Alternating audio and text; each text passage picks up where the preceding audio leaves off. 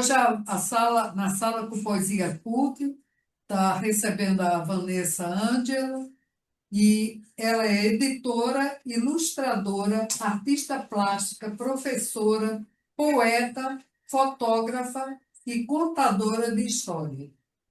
Ela é formada em letras, belas artes, mestrado em história da arte, fotografia e design. Com livros infantis e de poesia publicados, também trabalha como capista e ilustradora para diversas editoras, além de trabalhos autorais de fotografia. Em 2018, realizou uma exposição de fotografia, retratos, onde reuniu 80 poetas ativos no estado do Rio de Janeiro, incluindo os entrevistadores Marisa Queiroz e Dalberto Gomes, nós. Isso. Até o início da pandemia, coordenou e apresentou o Sarau Poesia e Arte, em Santa Teresa, ao lado do Roberto Azevedo. Sua carreira profissional sempre foi guiada pela cultura e o universo literário. Em seu currículo constam produções culturais, exposições de arte e fotografia, projetos de contação de história, edição e publicação de mais de 100 títulos, peças teatrais, prêmios de design, movimentos literários em escolas públicas, mediação em exposições e parceria em projetos com a Secretaria de Cultura do Estado. Bem-vinda, Vanessa. Nós já conhecemos Obrigada. você, não é? De muitos saraus de poesia, muitos eventos, não é? E também conhecemos muito o seu trabalho, especialmente o de capista e o de Editora, junto editora, lá, Vanessa. o de capista, editora e de design, né? Artista plástica, né? Nós também Muito bem. frequentamos não, nós participamos daquela sua exposição, né, de fotografias, né, de poetas, que fez o maior sucesso aqui no Rio de Janeiro, sabe? Foi muito bom tom, muito bom gosto. Até hoje temos fotografias lindas. Eu e o Adalberto estamos lindos, né, nas fotos que ela tirou. E eu, pessoalmente, tenho assim, uma admiração muito grande pela sua arte. Você desenha, pinta. Desenho. A última vez que eu te encontrei, eu adquiri um desenho seu, sabe? São sempre assim muito cheios de emoção, né? São muito bonitos. Obrigada. Então, Vanessa, você já vimos, né, que você é uma pessoa muito especial, uma poeta, Obrigada. fotógrafa e várias outras coisas aqui no Rio de Janeiro, né?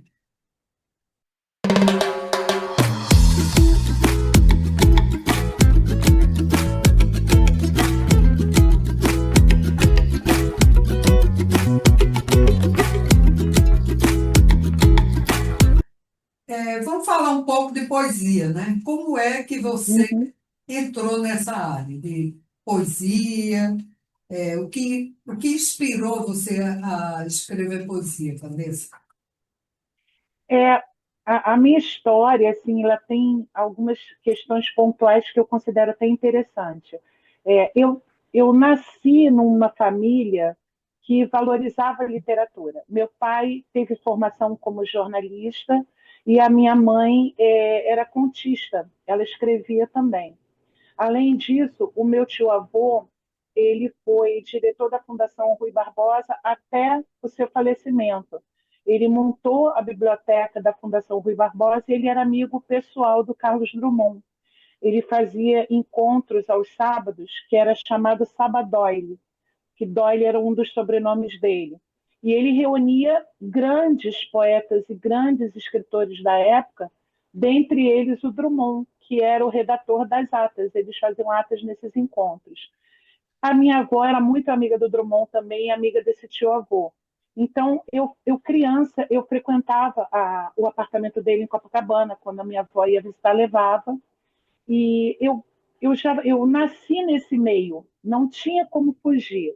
Eu sempre adorei ler, desde criança. Eu era muito pequena, eu tenho lembrança emprestando livros na biblioteca da escola. Eu sempre gostei muito desse universo das letras e das artes também. E aí, muito cedo, eu comecei a escrever. E eu tive, e isso eu gosto muito de ressaltar, que eu tive a influência de uma professora que foi muito importante na minha vida nesse aspecto específico da escrita. Eu lembro o nome dela até hoje, ela se chamava Anina, e ela era professora do sexto ano, o antigo ginásio, e ela foi a primeira que percebeu, fora a minha família, que eu tinha essa facilidade com as palavras, com a escrita, e ela começou a me incentivar.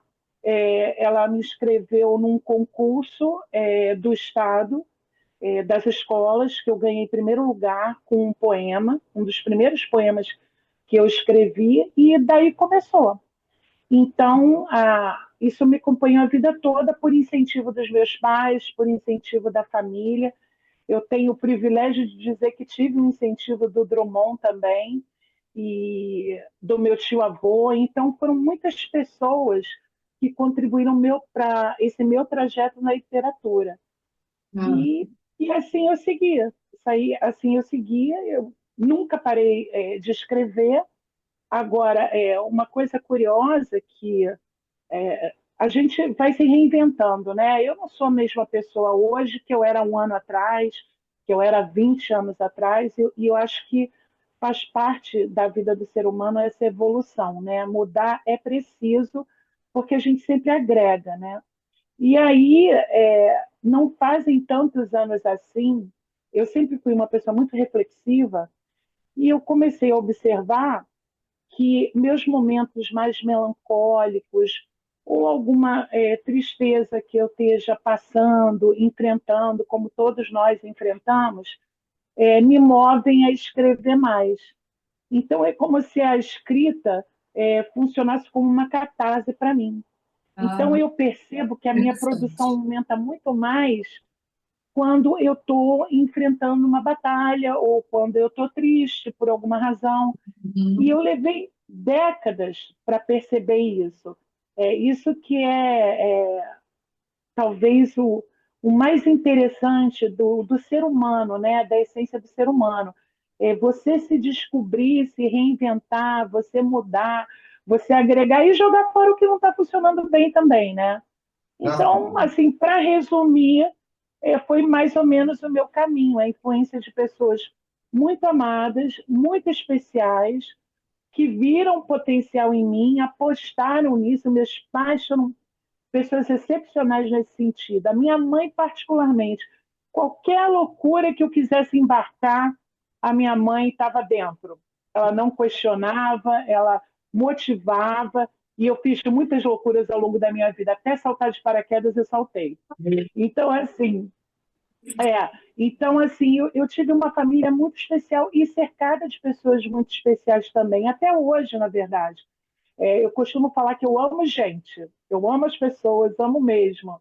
E eu Uhum. acho que as pessoas sempre têm boas coisas para acrescentar na vida da gente. E até quem não é tão bom para a gente nos ensina alguma coisa. Porque eu acredito que tudo que acontece ao longo da nossa vida nos traz no ponto que a gente está hoje. E eu cheguei num ponto da minha vida que eu estou feliz. Aliás, eu sempre fui uma pessoa feliz, porque eu fui cercada de amor, de incentivo. A escola é uma coisa muito fundamental.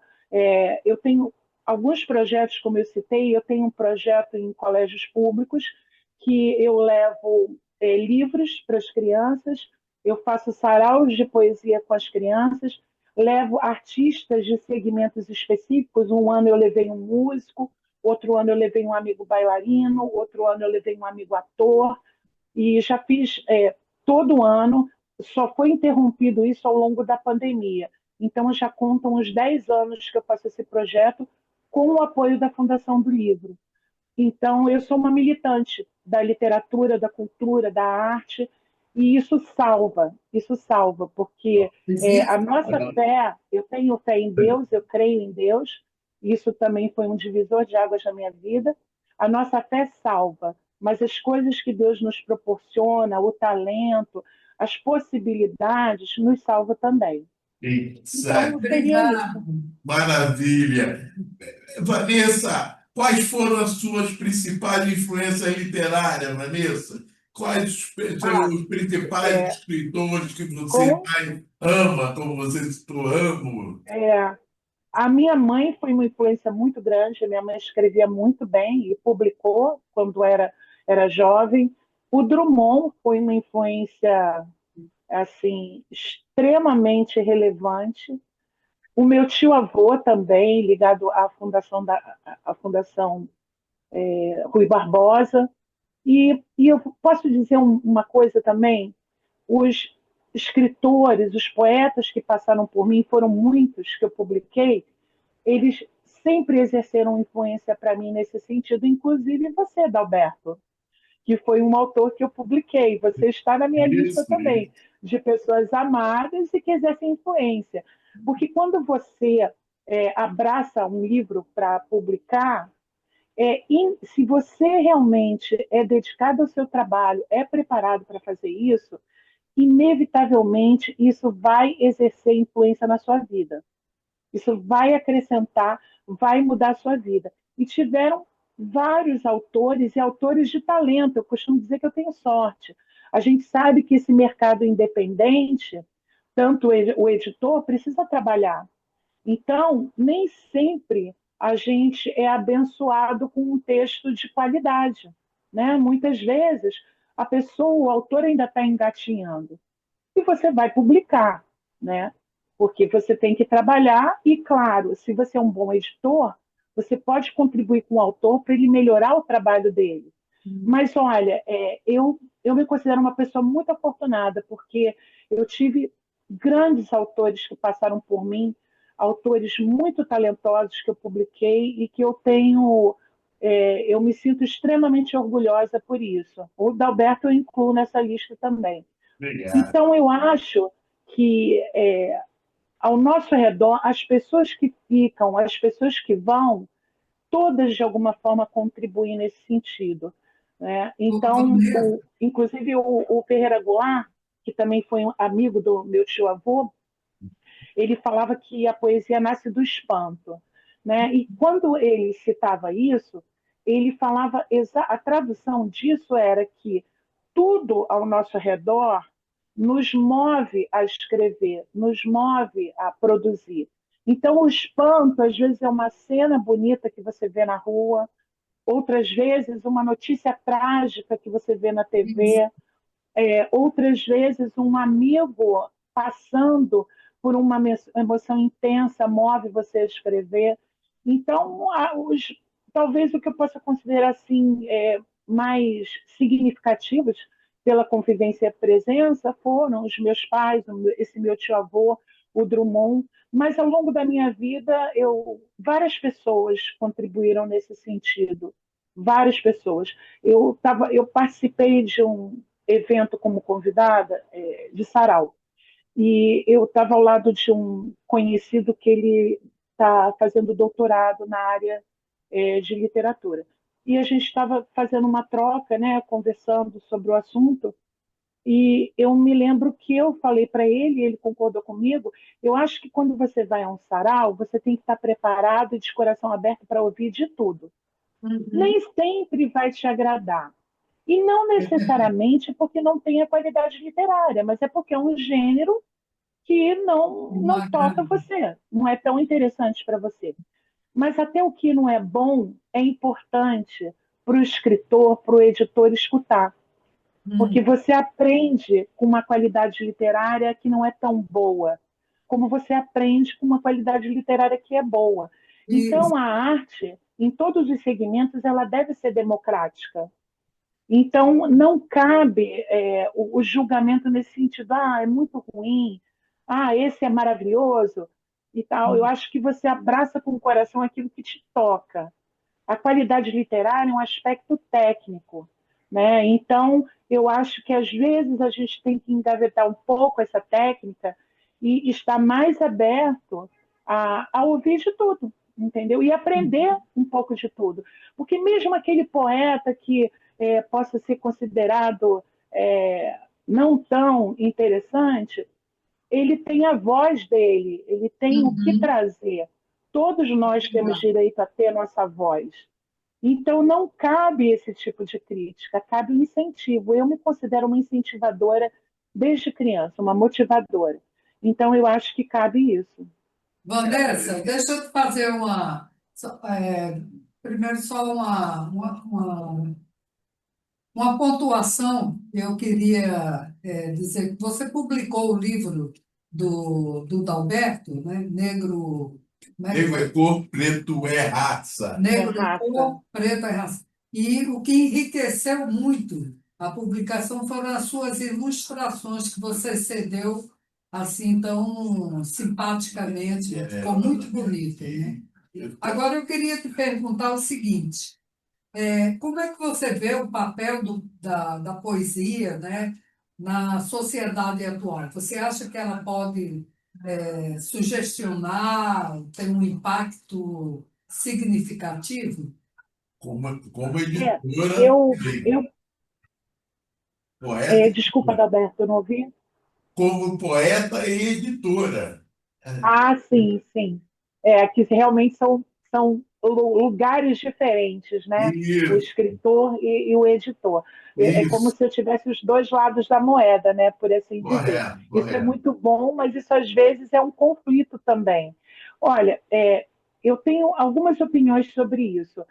Eu acho que a poesia é um gênero que ele abraça uma certa complexidade quando se fala em sociedade, porque as pessoas têm uma falsa impressão que escrever poemas é fácil. Então, literalmente, tem pessoas que um dia acordam, sentam na beira da cama, escrevem um verso e falam: Eu sou poeta. E, na verdade, a poesia é um dos textos mais complexos ao lado da literatura infantil. São os mais complexos, considerados não só por mim, mas por pessoas do meio literário também. Então, a poesia, né, é muito comum o pessoal citar rima pobre. Escrever um poema com rimas é extremamente complexo. E escrever um poema livre também, porque, embora o poema seja livre, ele precisa de cadência, ele precisa amarrar um bom final, porque senão as pessoas não percebem que o poema acabou. Né? Existem várias questões técnicas que permeiam isso. Agora, justamente eu acho que o que atrapalha um pouco, em termos de sociedade, a aceitação da poesia é o fato de haver uma produção desenfreada e muitas vezes a pessoa não se ocupa em estudar. Você não precisa ir para uma faculdade para escrever um bom poema, mas você precisa ser um bom leitor, você precisa estudar, você precisa se informar sobre o que está acontecendo no mundo, porque isso contribui com a sua produção. Então, como muitas produções são feitas à revelia, isso talvez alimente um pouco o preconceito, porque ainda existe preconceito com a poesia, né? Não é o gênero mais lido no Brasil. Até a última informação que eu tive, faz um tempo que eu não verifico essas pesquisas, o gênero mais lido e consumido é a autoajuda. O Ah, que é curioso, porque eu não correto, acredito que exista receita. Né? correto. Aquele livro de autoajuda, o que funcionou para aquele autor, não acho que vai funcionar para mim e Uhum. vice-versa. E, curiosamente, é um gênero, se não ainda é o primeiro, é muito vendido. Né? A poesia está lá em último lugar, principalmente os poetas contemporâneos, os novos poetas. Né? Você tem uma dificuldade enorme, você não vê as grandes editoras lançando poetas toda hora. Você vê É, um caso ou outro, e geralmente esses poetas publicados são publicados por editoras de médio porte, não são as maiores. As maiores preferem investir em novas edições. O Drummond frequentemente é republicado, eu adquiro tudo. Entendeu? Recentemente foi publicado uma uma coletânea dele, em que tinha como ilustração os rascunhos manuscritos dele. O livro é lindíssimo. Então, uma editora prefere arriscar num grande autor republicar com uma outra roupagem do que num novo autor. Mas o próprio comportamento do meio contribui um pouco para isso, né? Mas eu acho assim, mais importante do que o lugar da poesia na sociedade é a sociedade entender que a leitura é indispensável. É impossível você ser um bom escritor se você não lê. É Então, verdade. muitas vezes, o colega poeta vai ao lançamento comprar o livro para prestigiar, mas ele nem abre o livro do colega para ler. Uhum. Então, eu bato muito nessa tecla, porque a leitura é importante e eu sei disso porque eu vivo e vivi isso. Eu sou uma editora que lê, né? O Dalberto teve ele diretamente a experiência comigo. Nós discutíamos sobre o trabalho dele, por quê? Porque eu conheci o trabalho dele a fundo. E porque eu conheci a fundo, porque eu li. Muitos editores não leem. Eles pedem um resumo do autor para não ter que ler a obra, né? E não tem como, né? Então, Isso, assim, isso. eu acho que, também voltando à pergunta da Marisa, com certeza a poesia ela interfere na sociedade, sim, porque o poeta tem uma voz. Quando o poeta escreve, ele está trazendo uma mensagem. Muitas vezes você não vai saber tão profundamente do que se trata, porque a história é dele, é a palavra dele. Mas entre linhas, sempre há uma mensagem quando um poeta produz um bom poema. Então, se você tem voz, você traz uma mensagem, você está sim contribuindo para a sociedade, você está sim causando interferências, e eu entendo que essas interferências elas sim são positivas, mesmo que você não concorde com o que o poeta está trazendo. O fato dele levar você a uma reflexão, um questionamento, já é positivo, né? Então, eu penso dessa forma.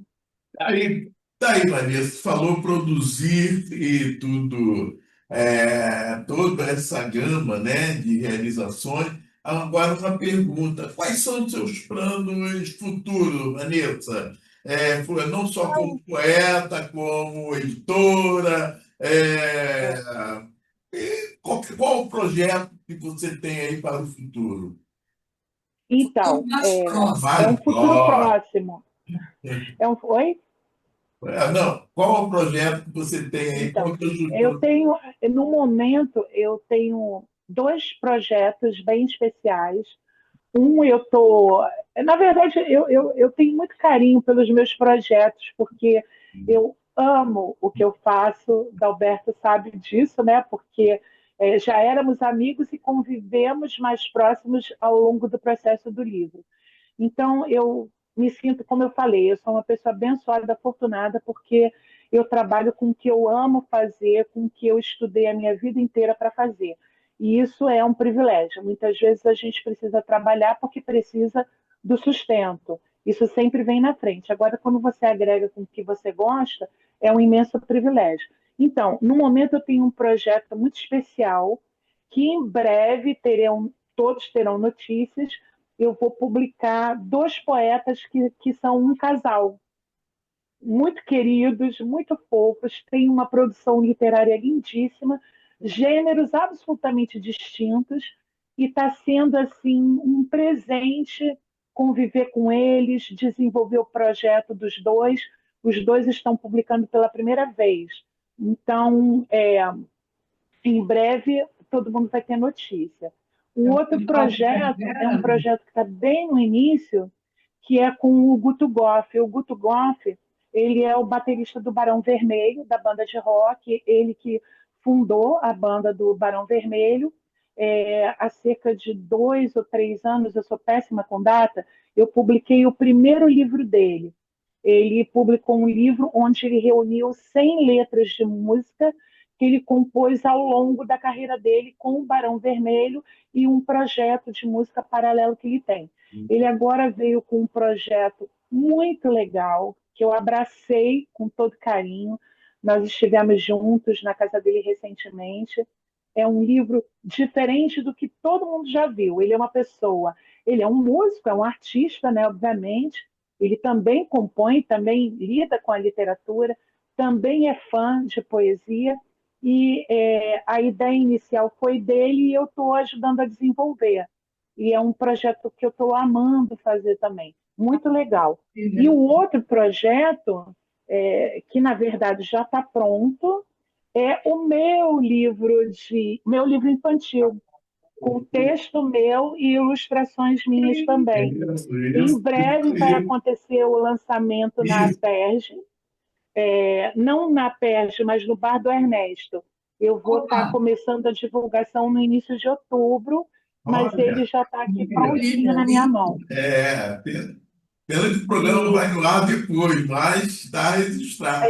mas não Isso, tem problema. aí não O tem isso. Oliane é coautor, o Luiz Otávio Oliane, que é um poeta Ah, maravilhoso, que todo o mundo Leandro é conhece também a ótimo. carreira.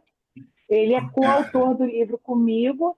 Eu comecei esse projeto na pandemia. Quando Olha, a pandemia se instaurou, eu fiquei preocupada, o que que eu vou fazer para não pirar, né? Eu sou uma pessoa dinâmica, que gosta de produzir. Eu trabalhava para uma editora de média porte, fui mandada embora na semana da pandemia, né? E logo depois a editora acabou fechando também. E aí eu tive uma ideia, escrevi o argumento e a partir daí eu fiz as ilustrações. Então todas as ilustrações desse livro foram feitas no início da pandemia e a história eu desenvolvi depois. Eu e a Eliane sempre tivemos uma relação ótima. Eu já publiquei 4 livros dele, infantis e ilustrados por mim. E aí nós sentamos e desenvolvemos essa ideia inicial que eu já tinha juntos e deu esse resultado que a gente ficou muito feliz. pelo, Então, em opa, breve, o lançamento vai ser 27 de outubro, lá no Bar do Ernesto. E beleza. a gente vai divulgar e vai falar, entendeu? Olha, vamos estar lá, Posteriormente, viu? já Vamos registrado, visitar. ah, vamos lá. com mais de vocês. Vocês não são convidados, são intimados. Intimado, está comigo. Tamo junto. Vamos Olha só, Vanessa, infelizmente nosso horário já está se já extinguindo. pegando para falar Então, de tanto somente para a gente terminar aqui, eu gostaria que você, em poucas palavras, né, desse que conselho você daria para aspirantes de poesia e finalize falando um poema seu, de preferência aquele que você mais gosta. Olha, a minha avó falava que se conselho fosse bom, o pessoal vendia. Mas eu continuo acreditando em bons toques, que seriam conselhos, né? O que Aham, eu posso dizer? Em parte, o que eu já falei ao longo da nossa conversa, que eu sim. amei, foi maravilhoso. Ler, gente. Você quer escrever? Leia. Né? Você quer escrever? Estude. Hoje em dia, a gente tem ferramentas. Eu estava conversando com uma pessoa sobre isso outro dia. A minha primeira faculdade foi letras. Eu entrei na faculdade com 16 anos. Na minha época, a gente pulava série, eu fui alfabetizada pelos meus pais. Então, quando eu cheguei na escola, eu pulei 2 anos e acabei entrando muito cedo na faculdade. E a faculdade ela tem seu lugar, sim. Mas hoje em dia a gente tem acesso a tanta tecnologia, a tanta informação. Então, é possível, sim, você enriquecer seu conhecimento com essas pesquisas, essas ferramentas de pesquisa que existem hoje em dia. Oh, se na época da faculdade eu tivesse um Google, gente, como ia facilitar a minha vida? como, Não né? que o Google aprofunde muito numa pesquisa, mas ele dá um pontapé inicial, né? Então, Então, hoje em dia, não tem desculpa. Você vê pessoas de qualquer classe socioeconômica com celular, não é verdade?